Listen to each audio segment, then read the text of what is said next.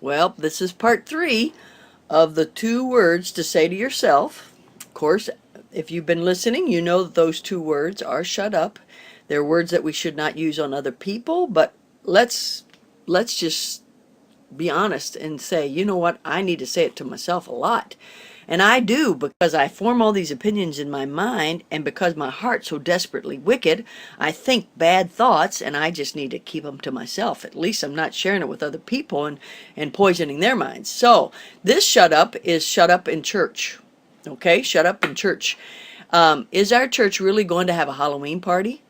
Meaning you don't agree with the Halloween party, right, lady? Do you think he's the best we could get to be deacon? There's nothing wrong with him, but, and then you follow through with something that you think is wrong.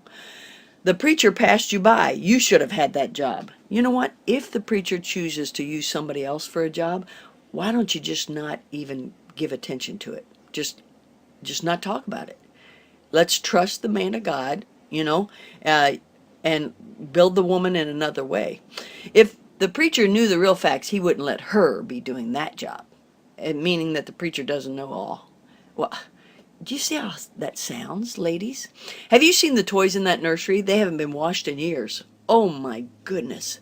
Then I don't know if you should ask the lady if you could take on the job of washing them for her.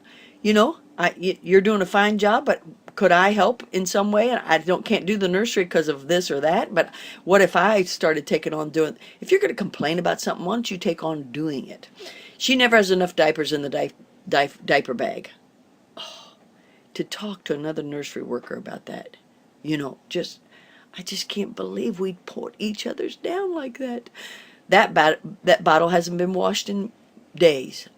Well, then you just wash it, dear friend, and pray for that lady that she gets her life together. You know, when you have new babies, you just, it sort of takes a while for everything to click. And maybe there's some people that attend your church that it never clicks. Well, just pray the baby survives it. The baby is the first one in and the last one picked up. Oh no. Listen, nursery workers, let's be careful about what we say about the people that are bringing their children there. Let's don't poison everybody's thoughts about them. I don't mind what the preacher said about teens because mine are pretty good, but so-and-so must have felt embarrassed because of hers. Wow, why would we point that out? Oh, so sad. If she would stay at home and take care of her kids, I think her soul winning would mean a lot more to me. Oh my goodness. That you might as well just say, I'm jealous that that lady is such a good soul winner. When you point out something bad about her to try to offset the good that she's accomplishing in that church, oh, please don't do that. I would have time to win souls too if my house was that messy. Oh my goodness. You know what? That's what we do. When most of these things that we put down other people, it's because we feel like we haven't we've been overlooked, or we feel like somebody else has been overlooked that we know and love, or we feel like that person looks good in one area, but everybody ought to know how bad she is in another area. You know, or maybe part of it is the fact that we just talk too much. We just talk too much.